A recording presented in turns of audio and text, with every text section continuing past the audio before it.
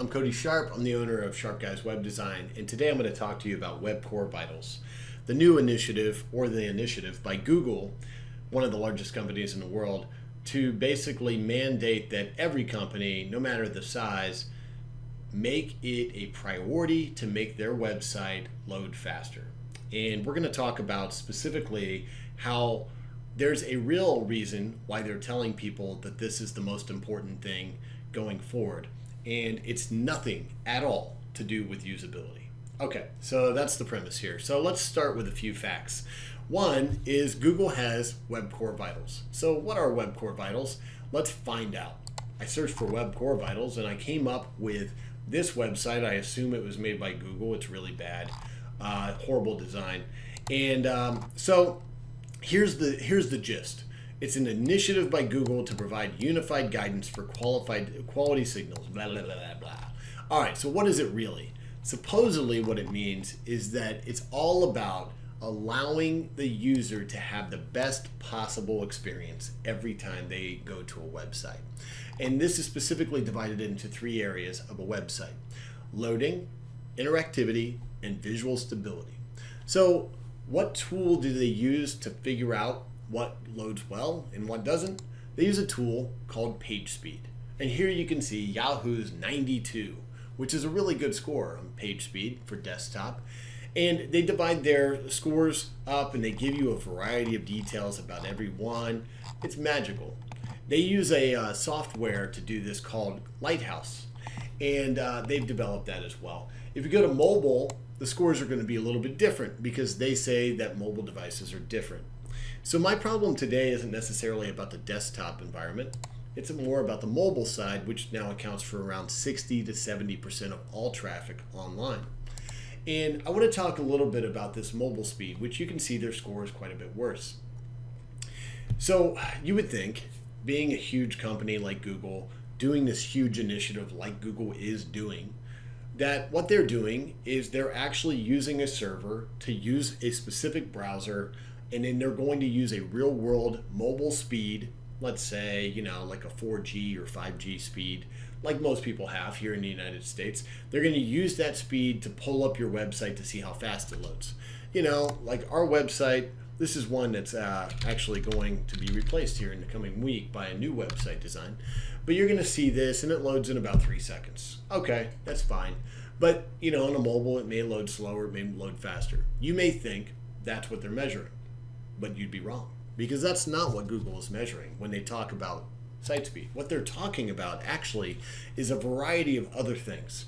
They want, as they mentioned in the Web Vitals document, they want these buttons to be usable. They want to make sure that the screen doesn't jump around. They want to make sure, they say, that it loads the entire website very quickly. Okay, that sounds great. All of those things need to happen on and are important. So I get all of that. But again, you probably would think to do this type of test, what they would need to do is they would use their very vast reservoir of servers, and then they would go ahead and they would measure that for the company, and they would use the appropriate site speed. Well, let's talk about that. So what is the appropriate site speed? In North America, which constitutes the majority of the company's business here in the United States, along with Canada and Mexico, most of the trade partners within those areas, most of the businesses work with trade partners within these three countries. You can see here in 2021 that 15% of people are now using 5G, 73% are now using 4G, 3G is now 9%, 2G is 3%. I mean, I haven't met anyone that uses 2G in a long time. So how many people are in North America? It's a little bit less than 600 million people. In the United States, obviously, we only account for about 2/3 of that. So what's the importance here? Well, again, what's the speeds of these individual things? Because that's what we're talking about, right? We want to find out the site speeds or the measurement speeds for 2G, 3G, 4G, etc. So here's a good graphic. Basically, this is some average site speeds. 64 kilobytes per second was a 2G. Okay, I want to help you understand what this means. if you've ever used YouTube, or if you've ever used Spotify, or if you've ever used anything, let's say Spotify, for example, or Pandora, or any way of playing one single song, you may be able to play that song on 2G, but you're almost going to encounter a situation where you're not going to be able to play it at a very high level. It's a very poor quality of song. Haven't had that problem? That's because you're not using a 56K modem anymore, right? Almost no one is using a phone that slow anymore. So, okay, so surely Google isn't using that site speed for page speed tests. And you'd be right, which is good, because only 2% of people out of the entire 600 million people population in North America are using that site speed. Google's an American company. Mostly people that are worried about site speed are American companies at this point. Okay, so they're not using 2G. Then you go up to 3G. Now, this is an incredible increase. You have to understand that 64 kilobits per second basically fits into 1 megabit per second 20 times. So this is about 160 times faster than that. This was what people used to use about 5 years ago, 10 years ago. This is what a lot of iPhones started off on. And again, you can see here, that there's not that many people on this network anymore. For example, AT&T, which is one of the largest providers for cell phones here in the United States, it actually is shutting down its 3G network entirely in February. So not a lot of companies are using this anymore, only 9% of people. So between the two, you have 88% of the 600 million, or let's say 520 million if you take away the kids and the young people that don't have phones yet. You have that many people using 88% using something faster than that. But how much faster? Well, when you go between 3G and 4G, you're talking about, again, like a 6 or 7 times increase in speed. So at this point, basically, the difference between 50 megabits per second and the speed that I'm running my own website or my own desktop on isn't that substantial. In fact, if I do my internet speed test right now, and I run this, I'm using fiber lines, and you can see I get a 230 or 240, but honestly, the difference between download speeds on 50 megabits and 250 megabits isn't that much. And so basically what we're saying here is that 4G is very fast. Okay, so I can go on to 5G, but it's not really important. 5G is 20 times faster than 4G. That's what I'm using on my phone as well. I don't get anything like the 10 gigabits per second at this point, but eventually I will. Right now, I think I get like 100 or 150 on AT&T's 5G network. Okay, but that's not important right now, because what's really important is we're trying to get back to what Google uses for their tests when they show you their page speed tests. And what do they use? 1.6 megabits per second. 1.6. And let's just go back to that screen. Where's 1.6? In between 2G and 3G, it's 4 times less than what 3G offers on the high end, which means that they are using, for everyone, the web speed vitals or the web core vitals. Everyone is being thrown into a bucket for deciding where their website will show up within search results, which is Google's what they're planning on doing on Core Vitals. Everyone is being thrown into the bucket that no longer serves more than, let's say, 10 million people in all, maybe 30 or 40 million people in all of North America. They're throwing everyone into that bucket and saying, this is what we're judging you on. And I couldn't figure out why. I said, why would they do this? Doesn't make any sense. Google is a company that's a technology company. I mean, surely they know that it doesn't make any sense to throw everyone into a bucket. They said it's for usability. Is there really a difference between me being on my phone why would they say that I'm only using 1.6 megabits per second when even a 4G phone, which I have a 5G phone, even a 4G phone is probably going to get 20 to 50 megabits per second pretty much everywhere. So why? It's 10 or 20 times faster. How are they saying that that is the user experience? And I couldn't figure it out. So let's start with the top stuff. They really said that, they show some examples. They say that the first time that you load up Yahoo on your phone, again, using a 1.6 megabit connection, which is simulated, it takes 2.6 seconds. Now, you guys are able to pull up Yahoo on your own phone. They're saying that it took 7.2 seconds in order to interact with Yahoo. Now, at this point, pause this video, pull up Yahoo, and find out when you can push the first possible article. I got less than 1/10 of a second. Like, maybe not that. It was half a second. I loaded up Yahoo and clicked on the first news article in 1/2 second. That right there shows me the exact difference between a 1.6 megabit connection and this 7.2 BS number that they're using. So again, why are they doing this? They said it's about user experience. It's surely about user experience, right? Come on down. All right, then this says opportunities. It's telling you things that you can change. Diagnostics. Here's an interesting thing. Why does it care about how much main thread work that needs to be done on the phone? It's saying that there's script evaluations that are being done, and it's worried about the compiling that occurs by your phone's processor. Why would it care about that?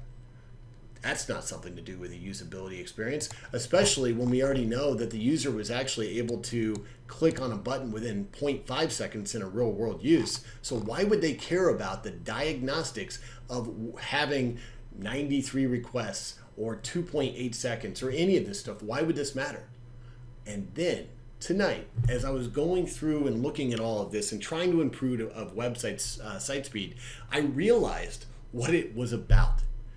It had nothing to do with the user experience. Who is out there constantly looking at every single website on the web? Who is it? Well, I'll tell you who it is. It's the very company we're talking about creating the core web vitals. And not only are they looking at everything on the web, they're saying that they want to harvest all of the information on the web and use it. So if we come back and we ask, what age is Keanu Reeves? Boom, 56 years. Well, how in the heck could Google know that?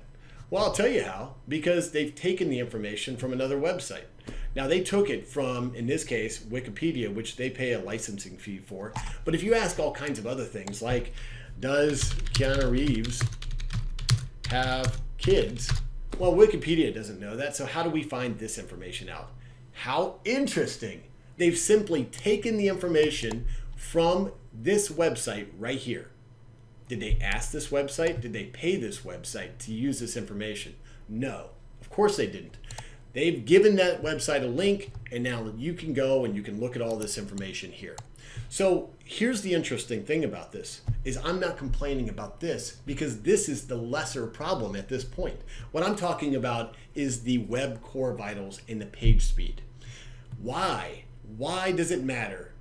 Google's out there sucking up this data. They want to have answers for absolutely everything. And the only way that we can do that is to use those fancy server farms that they have, and they don't want to spend those CPU cycles. It has nothing to do about user experience. Google doesn't want to waste its own money and time and resources trying to go and steal this information from your guys' websites. They want your websites to be pushed into making your website smaller and easier and compactor so it can steal that information and answer people's questions so you don't even get any traffic in the first place. That's what they want. They want to be the place where you can buy the product right here. They don't want your website to be the one that you can buy the product. They may give you a share of it, but they're going to take the order here on their website. They're not going to get you to your website. Your website is only to harvest and harvest and harvest as much as they can. And the less CPU cycles you put on their servers, the more money they make and the easier it is to harvest more content. And that is what Web Core Vitals is really about. It has nothing to do with user experience, and it has everything to do with what Google really wants, which is more profit. All right, so going into some other things. There was a couple of other companies in the old days that actually did website speed audits that were really good. So another one was called GT Metrics. GT Metrics basically looked at your website and it used real world servers in Vancouver, Canada, for example, and it would go in with an unthrottled connection. In other words, their server is really fast. They're going to go ahead and take a look at it and see what your website is. They're going to give you some site speed metrics. For a long time, while Google had these ideas of page speed insights, they had articles and other hosts had articles about how page speed insights really wasn't the end all be all, because really people weren't using slower phones and all those kinds of things. But they never really talked about what the actual reason was. And I think that, talking about it tonight, I think that you can understand that it was all about limiting the exposure for those servers, reducing the resources, which allowed for Google to harvest more information, give them more of those answers, so you don't actually ever have anyone go to your website. But before we go through that, GT Metrics recently said over the last, year or so, 6 months, that all of a sudden they were going to start integrating Web Core Vitals into all of their metrics. That way, in the old days when you could go to a client and say, okay, but this is the real world, and the real world, your website is running at this speed and it's doing this well. Well, Google knows that GT Metrics is a very popular website, so they made it so that wasn't the case anymore. Now, that sounds very cynical. There's no way they did that. Carbon 60, the company that owns this, is a cloud-based company, and they work with lots of companies, but they didn't work with one company in general until here recently. In fact, it was very recent that you'll find if you go down here that they became a technology platform for Google Cloud. And that didn't just happen here in the last 2 years or 3 years or those kinds of things. In fact, they became a cloud-based, let me see if I can find it here. They became one of the official partners here just on August 4th. Premier partners, I should say. So, I'm not saying that necessarily there was any kind of pushing and prodding by Google on Carbon 60 for their product GT Metrics, because they know that GT Metrics is something that a lot of web designers will go to their clients and say, hey, look, this is the real world. But now look at that area, Web Vitals. Interesting, isn't it? There was the GT Metrics grade. There's the Web Vitals. Look at what they say. Get a detailed assessment with Lighthouse Metrics, which is based on Google. Web Vitals. Again, this is very new. GT Metrics never used to talk about page speed insights. They had always done something completely separate. Let me give you another one. There's this company called Web Page Test, and it had always been another kind of older one that had been out there for a long time. You could go and you could get a really good estimate of what was going on with your page speeds and those kinds of things. Well, I went to it just here recently, and I realized that they had been purchased by Catchpoint.